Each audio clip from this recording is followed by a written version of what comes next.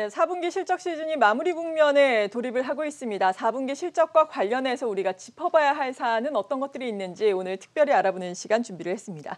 유한타증권 투자전략팀의 김광현 퀀트 애널리스트 연결합니다. 안녕하세요.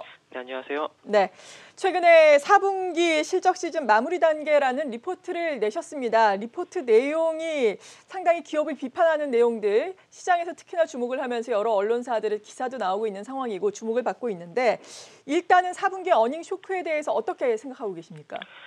네, 지금 4분기 실적 같은 경우에는 대부분의 종목이 실적 발표가 완료된 상황입니다. 저희가 이제 그 분석 대상으로 200개 종목 정도를 가지고 있는데 그 종목 가운데 171개 종목의 잠정 실적이 발표된 그런 상황이 되겠습니다. 발표된 종목의 전망치 달성률 87% 정도 나오고 있고요. 삼성전자 하이닉스 같은 경우에는 92% 정도를, 그리고 나머지 종목 같은 경우에는 전망치의 84% 정도를 충족하는 데 그쳤습니다. 해운, 은행, 증권을 제외한 대부분의 업종이 전망치를 하회했다는 점도 특징으로 발견되고 있습니다. 네, 그리고 사실 국내 상장사의 4분기 어닝 쇼크는 매해 좀 발생을 하는 것 같아요. 그 이유가 성과급 충당금 때문이다라고 리포트에서 언급을 하시면서 이 부분을 또 비판을 하셨잖아요. 자세하게 언급을 해주시죠. 사실 이제 매년 발생을 합니다. 매년 네. 발생을 하는데 이것을 그냥 일시적인 비용 혹은 일시적인 그런 성과급의 지급 이런 것들을 일시적인 요인으로 평가를 하다 보니까 매년 4분기에 이제 어닝 쇼크가 발생하고 있다라고 생각을 하고 있고요. 사실 근데 이게 어느 정도 예상이 된다라는 거죠. 예상이 되는 부분이 어느 정도 있기 때문에 그것들이 미리 좀 반영이 됐다라고 한다라면 굳이 4분기에 이렇게 쇼크가 나진 않았을 것이다. 이런 생각인 거고요. 만약에 이런 부분들, 충당금 같은 부분들을 좀 선제적으로 반영을 할 수 있었다라고 한다라면 1분기부터 3분기까지의 실적이 그만큼 좋지는 않았을 겁니다. 반대로 정말로 몰랐던 부분들이 이번 4분기에 반영을 시켰다라고 한다면 향후 실적이 좋아지긴 할 거거든요. 향후 실적이 좋아지긴 할 테고 그 실적으로 인해서 만들어지는 증감률 같은 경우에는 어떻게 보면 이제 만들어진 숫자다라는 것이죠. 1분기부터 3분기까지의 실적을 믿고 투자했던 투자자들에게는 사실 4분기 쇼크가 일종의 배신으로 느껴질 수 있다라는 점도 좀 우리가 알아둬야 하지 않을까. 그리고 그 부분들에 대해서 피해가 온다라고 하면 그것이 고스란히 투자자의 몫으로 전가가 되는데 왜 우리가 이런 투자 그 피해를 입어야 하는가, 이거에 대해서는 좀 생각해 볼 필요가 있는 것 같습니다. 네, 기업들의 실적과 관련해서 또 뼈 있는 말씀을 해주셨습니다. 2022년 올해 같은 경우에는 전반적인 실적 전망은 어떻습니까? 일단 4분기 실적 그 쇼크가 반영이 되면서 22년 전망치도 어느 정도 하향 조정되고 있는 그런 상황이 되겠습니다. 가장 가까운 22년 1분기의 전망치 역시 하향 조정되고 있는 상황이죠. 사실 이제 4분기 실적 시즌 같은 경우에는 타 분기와 달리 실적 시즌이 3개월로 좀 긴 편입니다. 그러다 보니까 실적 시즌이 이제 끝나가는 지금과 같은 상황이 되면 4분기 실적보다는 이미 지나간 4분기 실적보다는 이제 내년 1분기, 올해 1분기가 되겠죠. 올해 1분기 실적으로 증시 포커스가 이동하는 그런 면이 없지 않아 있는데요. 그렇기 때문에 좀 4분기에 몰아서 좀 충당금이라던가 이런 쇼크를 미리 반영하는 것이 아닌가라는 생각도 좀 하고 있습니다.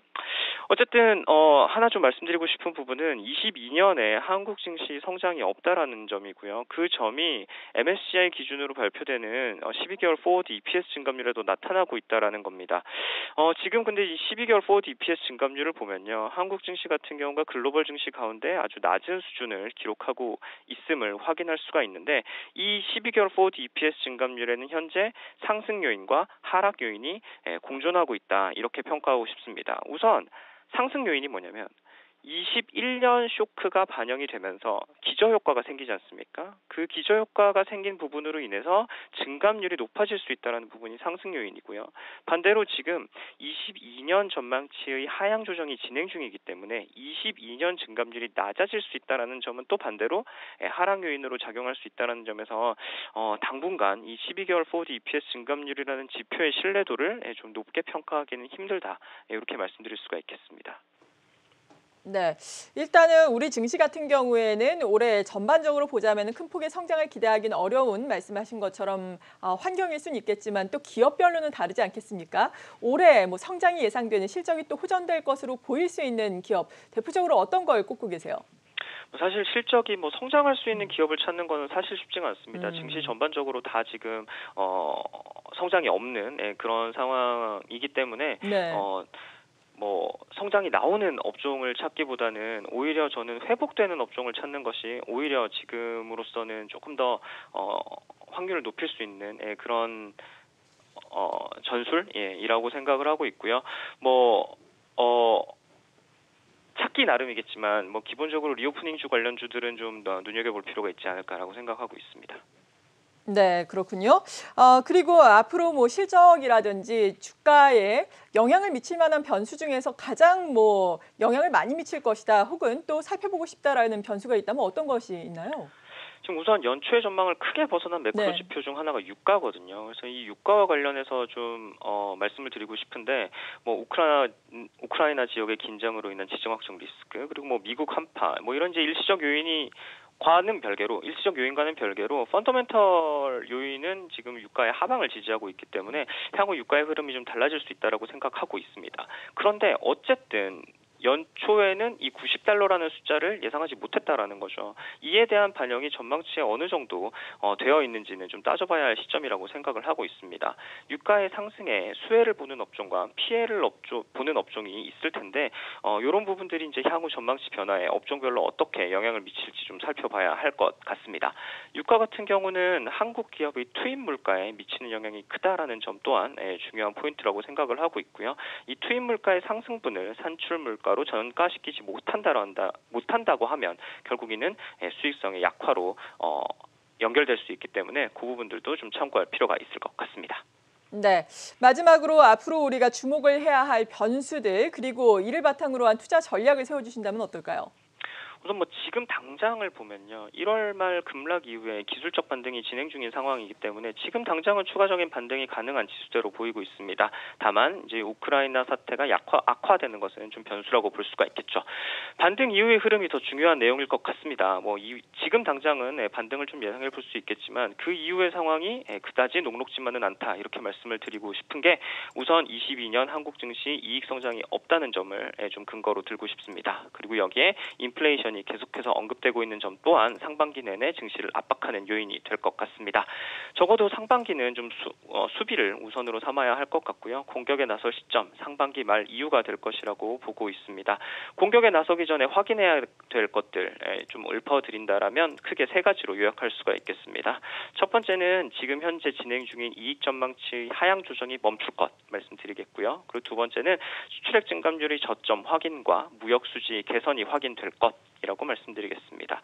수출이 좋다고 말은 하지만 지금 증감률 같은 경우에는 기저효과가 소멸되면서 함께 낮아지고 있는 모습이거든요. 기저효과가 완전히 소멸되고 그 증감률이 저점이 확인되는 시점, 그 시점에 무역 수지의 개선이 함께 나타난다라면 그 시점을 좀 주목할 필요가 있겠습니다. 마지막으로 환율입니다. 환율의 고점이 확인될 필요가 있습니다. 지금 현재 이익 증감률이 높지 않은 한국 증시는 글로벌 주요 국가에 비교해서 열위에 있거든요. 여기에 지금 환율의 흐름마저 좋지 않은 상황이기 때문에 외국인이 매수를 기대할 수 없는 상황입니다. 이미 개인의 수급 영향력은 작년이나 재작년과 비교해서 크게 낮아져 있기 때문에 수급을 기대할 수 있는 주체는 외국인밖에 없다라는 생각이고요. 그렇다면 이 외국인의 컴백 기대해 볼 수 있는 환율의 고점 확인, 의미 있는 고점이 확인되는 그 시점을 우리가 좀 부착할 필요가 있겠습니다.